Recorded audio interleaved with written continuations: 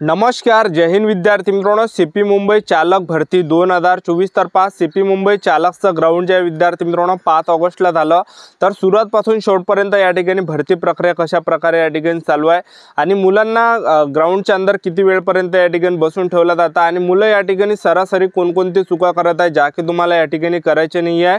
तर 5 ऑगस्टला CP Mumbai चालकचं ground कशा प्रकारे झालं, सुरुवातपासून शेवटपर्यंत या ठिकाणी काय काय प्रोसेस आहे, डॉक्युमेंट व्हेरिफिकेशनला कोणकोणते कागदपत्र लागत आहे आणि किती वेळपर्यंत मुलांना गेटच्या अंदर ग्राउंडच्या अंदर या ठिकाणी बसून ठेवलं जात आहे.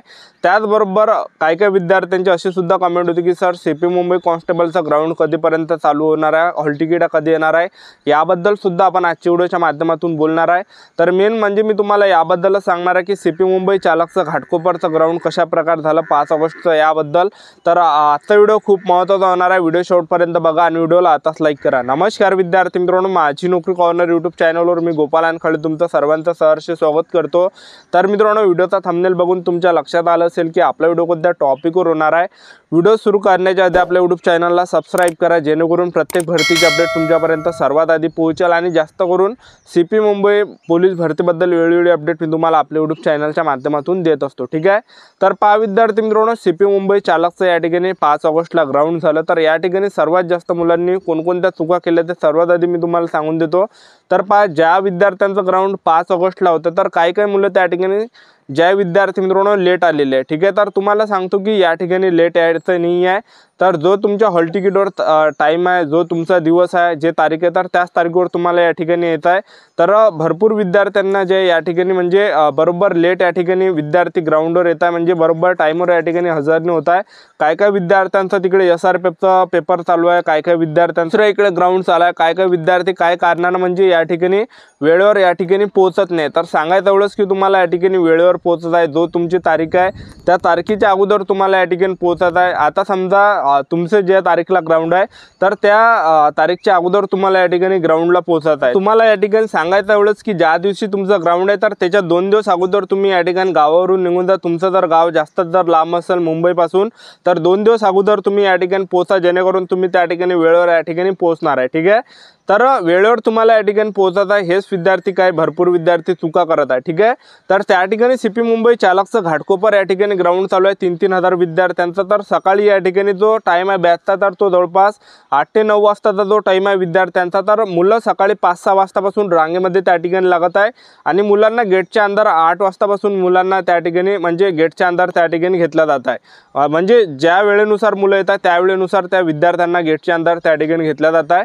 तर गेटच्या अंदर घ्यायच्या अगोदर 3 डॉक्युमेंट त्या ठिकाणी चेक केले जातात. आपले 2 फोटो, त्याचबरोबर आधार कार्ड, त्याचबरोबर हॉल तिकीट.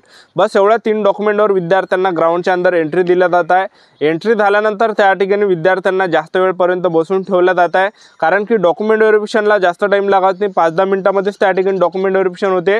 पण काय आहे की जास्त विद्यार्थी त्या ठिकाणी त्यामुळे टाईम त्या ठिकाणी लागत आहे. म्हणजे मुलांना बसून ठेवलं जातं. म्हणजे पुढचे जे विद्यार्थी जे सर्वात समोर रांगेमध्ये लागले राहते तर त्यांचं सर्वात अगोदर डॉक्युमेंट व्हेरिफिकेशन होत आहे. जे मुलं सगळ्यात समोर रांगेमध्ये उभे राहिले तर त्यांचं ग्राउंड सर्वात अगोदर म्हणजे त्यांचं जे डॉक्युमेंट व्हेरिफिकेशन लवकर होत आहे आणि जे मागं राहिले त्यांना जास्त वेळपर्यंत या ठिकाणी बसून राहावं लागत आहे कारण की पुढची प्रोसेस त्या विद्यार्थ्यांची चालू आहे.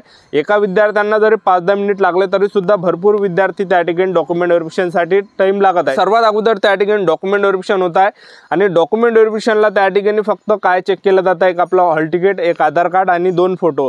तरी तुम्ही 4 फोटो आपल्याजवळ राहू द्या जेणेकरून काय अडचण येणार आहे, काय प्रॉब्लेम येणार नाही. ठीक आहे. तर डॉक्युमेंट व्हेरिफिकेशन झाल्यानंतर त्या ठिकाणी विद्यार्थ्यांना दुसऱ्या रांगेमध्ये त्या ठिकाणी बसून ठेवलं जातं आणि एक फॉर्म वगैरे लिहून घेतला जात आहे. नॉर्मल फॉर्म आहे, आपली पर्सनल माहिती त्या फॉर्मवर लिहायची आहे. ठीक आहे. तर हे झाल्यानंतर त्या ठिकाणी काय होतं, विद्यार्थ्यांना त्या ठिकाणी आणखीन दुसऱ्या रांगेमध्ये नेलं जातं आणि त्या बसवल्या जात आहे आणि त्या ठिकाणी विद्यार्थ्यांना चेस्ट नंबर दिला जात आहे. चेस्ट नंबर दिल्यानंतर त्याचबरोबर चिप वगैरे पायाला दोन्ही या ठिकाणी मुलांच्या दिले जातात आणि एका पोलिसाजवळ जे विद्यार्थी मित्रांनो त्या ठिकाणी एक ट्रूप दिलं जातं. ठीक आहे. तर एका पोलिसाजवळ ते ट्रूप दिलं जातं आणि त्या ठिकाणी विद्यार्थ्यांचे इव्हेंट त्या ठिकाणी सुरू होत आहे. तर सर्वात पहिला जो इव्हेंट त्या ठिकाणी घेतला होता तर पहिला इव्हेंट 5 तारीखला जो होता तो 1600 मीटर रनिंग त्यांनी घेतले. तर घाटकोपरचं ग्राउंड आहे विद्यार्थी मित्रांनो, सिंथेटिक ग्राउंड आहे। तर तुम्हाला जे बुटावर या ठिकाणी पळायचं आहे, कारण की बुटानं जर तुम्ही धावले तर चांगल्या पद्धतीने तुमचं या ठिकाणी टायमिंग वगैरे येणार आहे। तर तुम्हाला जसं वाटतं तसं तुम्ही या ठिकाणी धावू शकता। तुम्हाला जर बिना शूजची या ठिकाणी प्रॅक्टिस असेल तर बिना शूजचे सुद्धा तुम्ही या ठिकाणी पळू शकता, ठीक आहे। तर सिंथेटिकचं ग्राउंड आहे, या ठिकाणी 1600 मीटर रनिंग। पाऊस जरी आला तरी सुद्धा ग्राउंड होत आहे, कारण की ग्राउंड वगैरे ओलं होत नाही, रबराचं ग्राउंड आहे। सर्वात पहिला जो इव्हेंट त्यांनी घेतला तर तो होता 1600 मीटर रनिंग। तर 1600 मीटर रनिंग पहिला इव्हेंट या ठिकाणी होत आहे आणि 1600 मीटर रनिंगला जवळपास 50 मुले ते एका टाइमला या ठिकाणी सोडत आहे। आणि जसे तुम्ही त्या सेन्सर पासून निघाले तसंच ज्या विद्यार्थी मित्रांनो टायमिंग त्या ठिकाणी स्टार्ट होत आहे आणि पुढे आपल्याला मार्क त्या ठिकाणी दाखवलं जातं की आपल्या या ठिकाणी 1600 जसे तुम्ही 1600 मीटर रनिंग मारली, 4 राऊंड त्या ठिकाणी मारली, तर तुमचा त्या ठिकाणी ज्या विद्यार्थी मित्रांनो टाइम दाखवला जात आहे, त्याचबरोबर तुम्हाला किती मार्क पडले ते सुद्धा त्या ठिकाणी दाखवलं जात आहे, ठीक आहे। तर हे झाल्यानंतर 1600 मीटर रनिंग झाल्यानंतर मुलांना जास्त वेळपर्यंत बसून ठेवलं जात आहे गोळा फेकसाठी। तर गोळा फेकसाठी जास्त वेळ म्हणजे 2-3 घंटे मुलांना त्या ठिकाणी बसून ठेवलं जात आहे।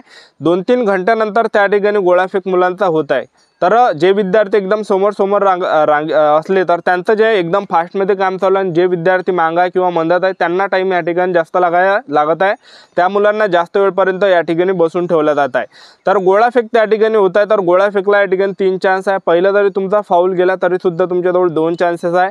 आणि जे पुलं ह्या विद्यार्थी मित्रांनो गोळा फेक आहे, तर गोळा फेकसाठी जे हे आहे तर शेट त्या ठिकाणी टाकलेला गोळा फेकसाठी पाऊस जरी आला तरी सुद्धा ते वलं होत नाही, ठीक आहे।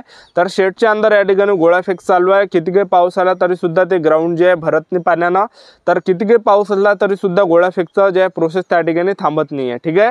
तर गोळा फेक चांगल्या पद्धतीने या ठिकाणी चालू आहे। शेटच्या खाली जे गोळा फेकचं त्यांनी केलेलं आहे, ठीक आहे, जेणेकरून पाऊस वगैरे आला तर ते वलं वगैरे झालं नाही पाहिजे त्यामुळे, ठीक आहे। तर हे झाल्यानंतर विद्यार्थी मित्रांनो त्या ठिकाणी मुलांना जास्त वेळपर्यंत बसून ठेवलं जात आहे।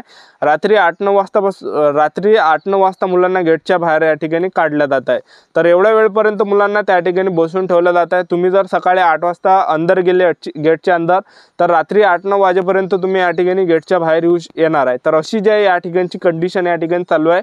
तर आता भरपूर विद्यार्थ्यांचे वारंवार एकच कमेंट होते की सर सीपी मुंबई कॉन्स्टेबलचा या ठिकाणी हॉल तिकीट कधी येणार आहे, ग्राउंड कधीपासून चालू होणार आहे सीपी कॉन्स्टेबलचा। तर पहा मी तुम्हाला सांगून देतो, सीपी मुंबई कॉन्स्टेबलचं जे ग्राउंड आहे, तर सीपी मुंबई कॉन्स्टेबलचं जे ग्राउंड आहे हे ऑगस्ट महिन्यामध्येच होणार आहे आणि लय लवकर या ठिकाणी ग्राउंड होणार आहे। मी असं या ठिकाणी का सांगत आहे, कारण की सोमवार जे विद्यार्थी मित्रांनो विधानसभेच्या निवडणुका आहे आणि विधानसभेच्या निवडणुका व्हायच्या अगोदर जे हे भरती पूर्ण त्यांना कंप्लीट करायचे। तुम्ही या अगोदर बघितलं असेल महाराष्ट्रातील सर्व जिल्ह्यांचं ग्राउंड झालं, तर किती काही पाऊस होतं तरी पावसामध्ये सुद्धा विद्यार्थी मित्रांनो त्यांनी ग्राउंड घेतलं, किती काही पाऊस असला तरी सुद्धा त्यांनी भरती प्रक्रिया जी आहे सुरूच ठेवली। म्हणजे सांगायचं एवढंच, पाऊस असो की काही असो त्यांना जे आहे ते कंप्लीट करायचं आहे। तर सांगायचं एवढंच तुम्हाला की सीपी मुंबईचं ग्राउंड कधीही या ठिकाणी येऊ शकते।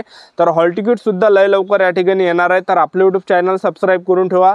सीपी मुंबई पोलीस भरतीबद्दल वेळोवेळी अपडेट मी तुम्हाला देत राहणार आहे। तर आतापासून जे आपापले सर्व इव्हेंट तुम्ही या ठिकाणी आउट ऑफ करून घ्या। 100 मीटर झालं, गोळाफेक झालं, त्याचबरोबर 1600 मीटर रनिंग झालं, कारण की सीपी मुंबई कॉन्स्टेबलचं जे ग्राउंड आहे कधीही या ठिकाणी येऊ शकते, ठीक आहे। तर आपापल्या तयारीमध्ये राहा, लवकरच या ठिकाणी सीपी मुंबई कॉन्स्टेबलचं ग्राउंड येणार आहे। तरी सुद्धा ऑगस्ट महिन्यापर्यंत या ठिकाणी येऊ शकते असं आपल्या या ठिकाणी अंदाज आहे। ऑगस्ट महिन्यामध्येच तुमचं सीपी मुंबईचं ग्राउंड चालू होण्याची शक्यता आहे 100%, ठीक आहे।